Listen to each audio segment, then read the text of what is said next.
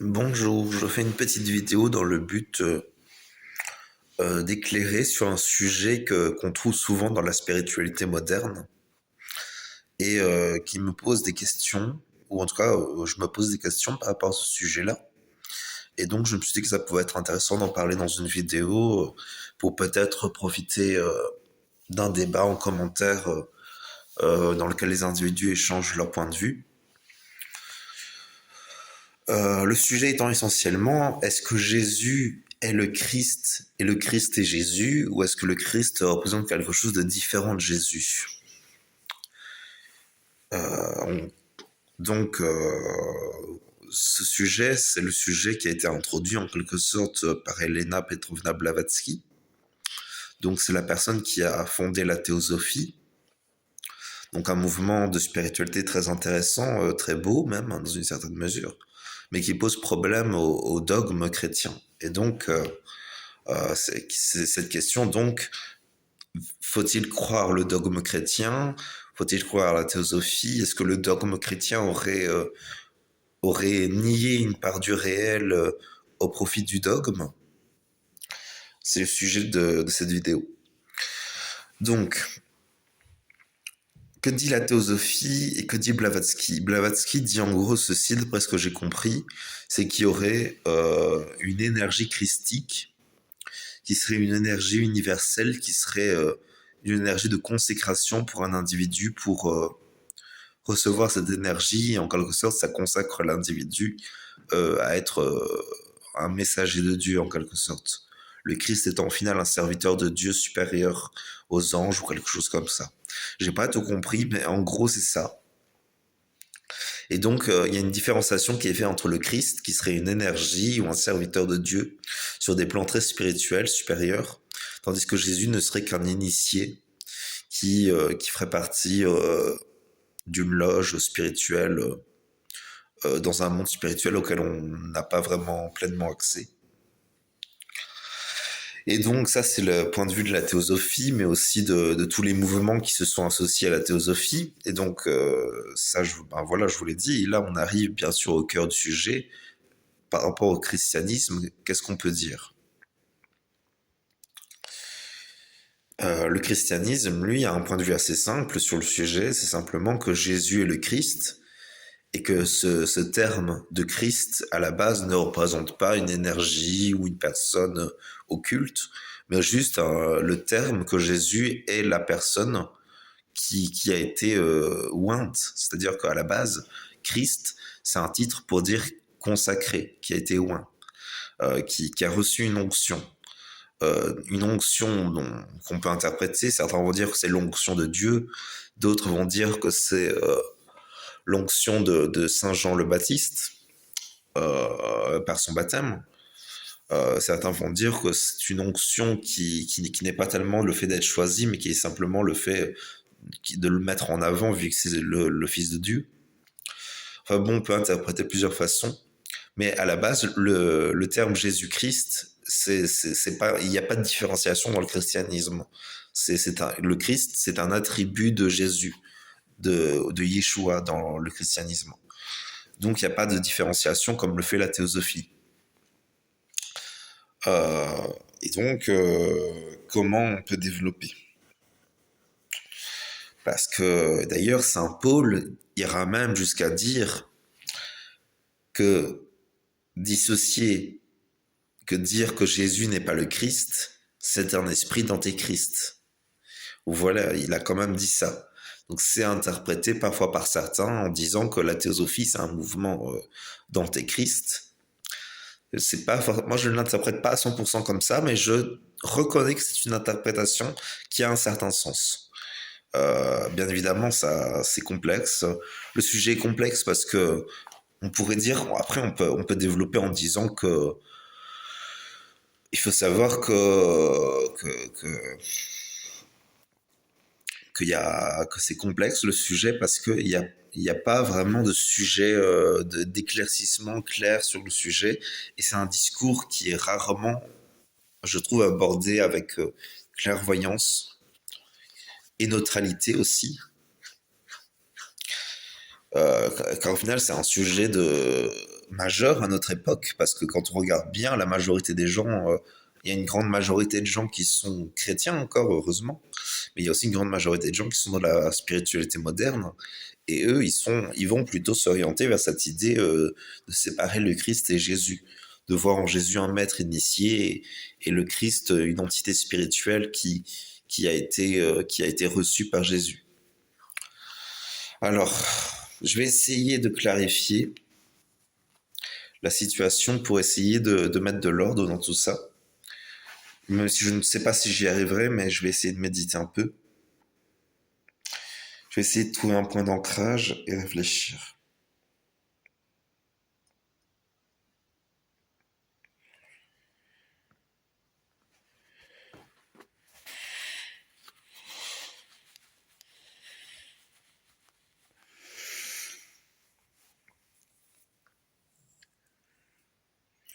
Déjà, c'est intéressant de mettre en avant le fait que les interprétations théosophiques, et dans une certaine mesure les interprétations qui sont reliées à la théosophie, donc l'anthroposophie, la gnose, le gnosticisme plutôt, tous ces mouvements-là sont plus ou moins d'accord sur cette idée de séparer Jésus et le Christ. Tandis que le christianisme, lui, est plutôt fondé sur cette idée que non, Jésus c'est le Christ et que ce sont deux mêmes personnes. Et c'est intéressant, pourquoi j'en parle? Parce que au final, le christianisme est quand même plus fondé dans le mouvement des origines que la théosophie. Donc déjà, il y a cette idée-là quand même qui est un argument très fort euh, que, que, que, que le mouvement chrétien des origines serait plus dans le vrai. Euh, il y a cette idée donc vu que les premiers chrétiens avaient cette idée de ne pas séparer Jésus et Christ, et pour eux ça représentait simplement un titre pour Jésus en quelque sorte. Donc oui, ça semble être une interprétation très tardive, cette idée de séparer Jésus et le Christ, et de voir en le Christ une entité surnaturelle différente de Jésus. Après, on pourrait simplifier la chose en disant que Jésus a fusionné un temps avec le Christ, mais qu'après ce serait fini à notre temps, je ne sais pas. Vous voyez, c'est complexe. Hein. C'est ça que la spiritualité moderne est un vrai mêle-tout. C'est très complexe de vraiment clarifier le sujet parce que il y a un tel mélange de plein de notions qui d'ailleurs ne représente pas toujours l'idée fondamentale aux origines de l'idée. C'est-à-dire que la théosophie a dit beaucoup de choses sur plein de choses, mais au final, est-ce que ça réussissait à transmettre vraiment l'essence de ce qu'était la chose aux origines? C'est encore autre chose. Moi, j'aurais plutôt tendance à dire non, mais c'est mon avis, en quelque sorte, c'est mon avis. Euh, et par exemple, parfois, il y a des gens, bon là c'est à prendre avec des pincettes, ce que je vais dire, mais parfois il y a plein de mouvements spirituels et religieux qui parfois sont plus de l'ordre d'une initiation symbolique. Et bien souvent dans les religions, il y a une dimension symbolique qui peut se rajouter à la dimension spirituelle, ésotérique, magique, on va dire des choses. Il y a forcément cette dimension existe, mais la dimension symbolique est très importante aussi, il faut pas l'oublier.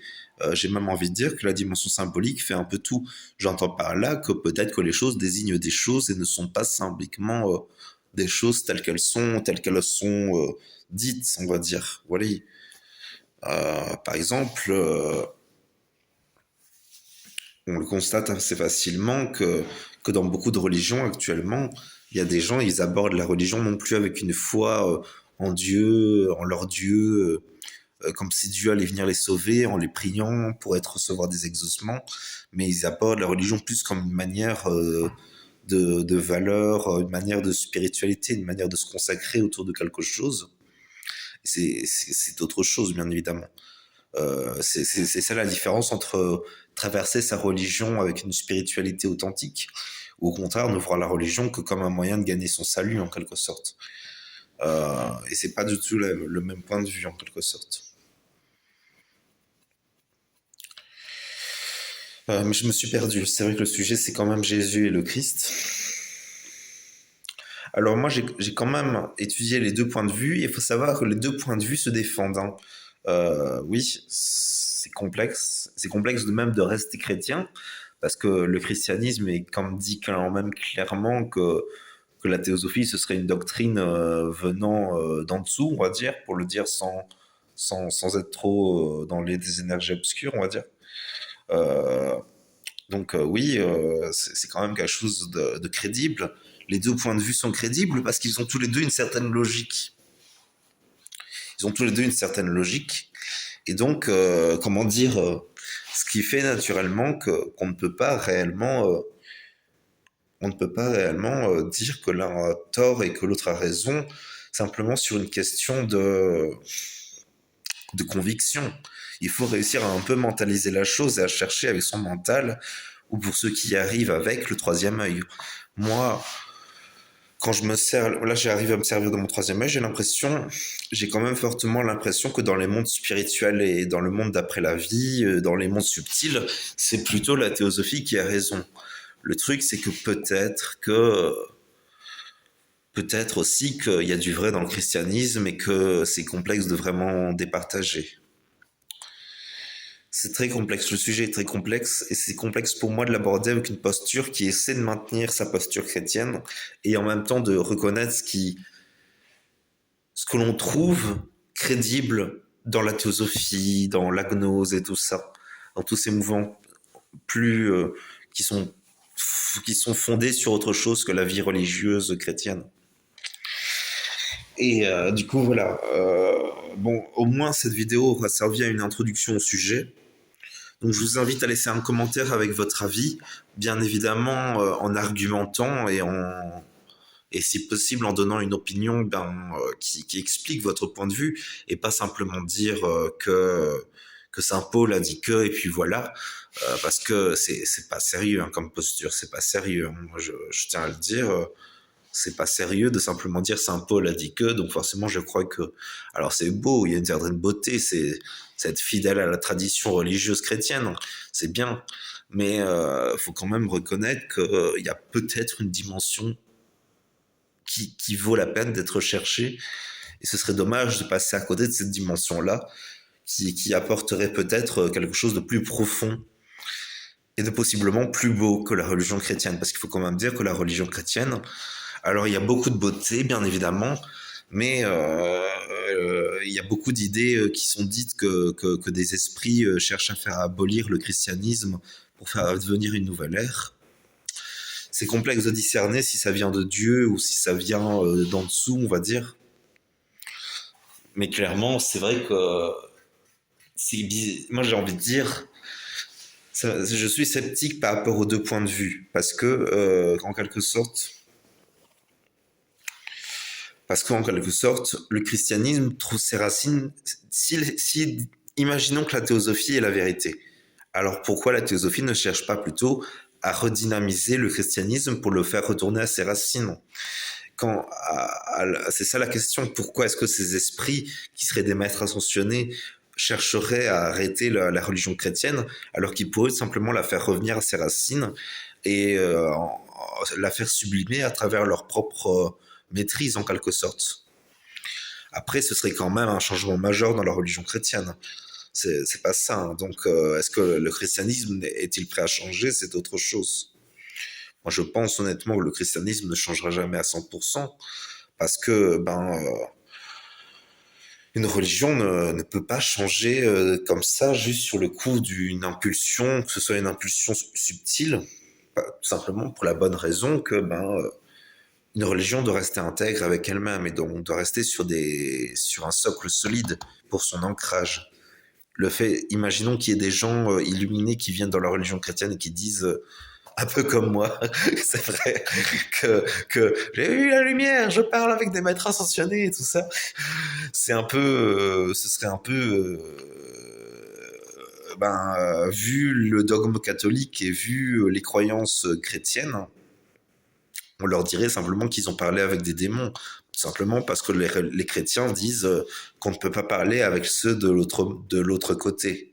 Ça, c'est intéressant d'ailleurs, parce que c'est quand même important de le mettre en avant, ça que les gens qui, euh, qui vont de l'autre côté, eh ben, on ne pourrait pas parler avec eux.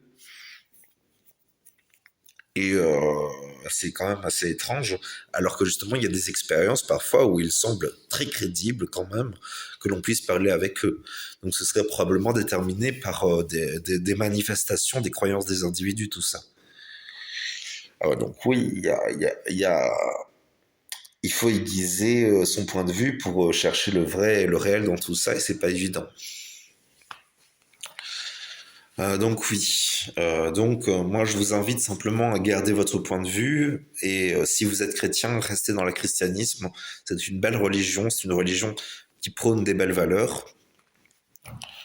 Euh, Simplement, et si vous êtes dans la théosophie ou autre chose de similaire, eh ben, vous êtes aussi les bienvenus sur cette chaîne. Simplement, moi je suis avant tout dans recherche de vrai et de réel, quoi. La recherche du réel, de ce qui est sérieux, quoi. Je suis pas là pour croire et avoir la foi. On peut, dans une certaine mesure, valoriser la foi dans sa vie et la foi en Dieu, mais le fait que ça doit obligatoirement passer par Jésus, ce qui dans une certaine mesure peut être vrai, on sait par exemple que les gens qui subissent des attaques spirituelles le matin quand ils se réveillent avec des démons et tout ça, c'est le nom Jésus qui les sauve. Donc ça pose quand même question, vous voyez, il y a quand même quelque chose, on peut interpréter en disant que c'est la foi en cette puissance qu'aurait le nom Jésus, qui fait que, mais on peut aussi interpréter en disant qu'il y aurait une réelle réalité chrétienne et que ce serait la religion chrétienne qui serait dans le vrai. Ce qui est très défendable d'ailleurs. Le fait que la religion chrétienne soit la seule vraie religion est très défendable. Les autres religions, bien évidemment, comme le dit certains textes catholiques, ont des rayons de la vérité, mais de là à dire qu'ils sont entièrement dans la vérité, qui sont défendables exactement comme le christianisme, c'est complexe, hein. C'est complexe de mettre sur le même piédestal, de mettre à égalité toutes les religions avec le christianisme. Pour les gens d'ici, c'est facile parce qu'ils sont tellement sensibilisés entre guillemets aux défauts du christianisme. Je mets entre guillemets les défauts parce qu'il faut savoir que ces défauts, c'est plus des exigences de certaines qualités du christianisme. Bon là, je vais pas me faire des amis, je sais, mais bon, c'est mon point de vue, hein. Soyez tolérants, soyons tolérants. On est quand même, je veux dire,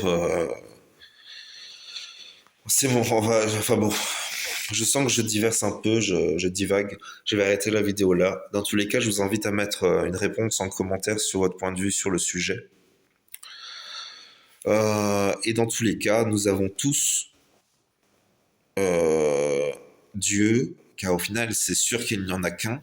Euh, nous avons tous Dieu qui est avec nous. Donc, que l'on soit théosophe, chrétien, Dieu est avec tout le monde. Au final, je pense qu'il y a toujours une possibilité d'entrer en contact avec lui. Mais moi, quand j'entre en contact avec Dieu, c'est pas toujours la même façon. J'ai l'impression que parfois j'entre en contact avec l'égrégore de Dieu et que parfois je rentre en contact avec plus une entité subtile qui est au-delà de ce monde. C'est compliqué de décrire, mais quand je cherche à entrer en contact avec Dieu, j'ai pas toujours les mêmes expériences, le même ressenti. Pour ne pas dire que j'ai des ressentis très différents. Euh, et clairement, c'est pas évident d'unir toutes ces expériences parce que c'est complexe. Je sais pas comment décrire, mais c'est juste. Parfois, c'est des expériences très profondes avec comme des êtres qui ne disent aucun mot et pourtant on ressent une présence magnifique. Et parfois, c'est juste des êtres qui ont une facette, qui ont une genre de démiurge, quoi. De démiurge qui sont énervés, qui ne parlent que d'eux-mêmes, qui veulent qu'on les adore, etc., etc. Et je suis entré en contact avec aussi avec ce genre d'entité. Donc bon, après, c'est peut-être mon imagination qui fait tout ça. Simplement, quand je me connecte à Dieu, à cette, à cette énergie, ce qui se passe quand je me connecte à ça, c'est moi qui me dis, je veux me connecter à la source de tout. Et je sais pas pourquoi, c'est comme une énergie chaude, très enveloppante, qui te fait te sentir bien, qui te fait te sentir bien, mais qui ne dit aucun mot, qui ne dit aucun mot, et qui est clairement au-delà du Dieu biblique, qui lui semble plus être une facette du vrai Dieu, qui est au-delà, quoi. Comme si peut-être qu'il y a un Dieu pour la terre et un Dieu créateur au-delà. Vous voyez, on peut extrapoler, hein, c'est complexe le sujet. Le Dieu chrétien, est-ce que c'est le Dieu de la terre? Est-ce que c'est un Dieu parmi tant d'autres sur la terre? Est-ce que c'est le Dieu créateur de tout, etc. Est-ce que c'est Léon Abraxas? C'est un sujet vaste, mais cette énergie d'amour inconditionnel que je ressens de cette entité-là, mais qui n'est pas une entité qui aide justement. Je ressens pas une aide de la part de ce Dieu dont je parle, mais simplement une présence, une qualité d'être, et le sentiment que cette fine énergie qui agit, mais pas selon ce que l'on veut, plutôt selon ce qui nous fera évoluer, quoi. Donc, selon ce point de vue-là, je suis plus du côté théosophique, mais clairement, parce que clairement, enfin bon, je me perds. Je vais arrêter la vidéo là. Merci d'avoir regardé jusqu'au bout. Je vous souhaite une bonne journée, une bonne soirée. Merci.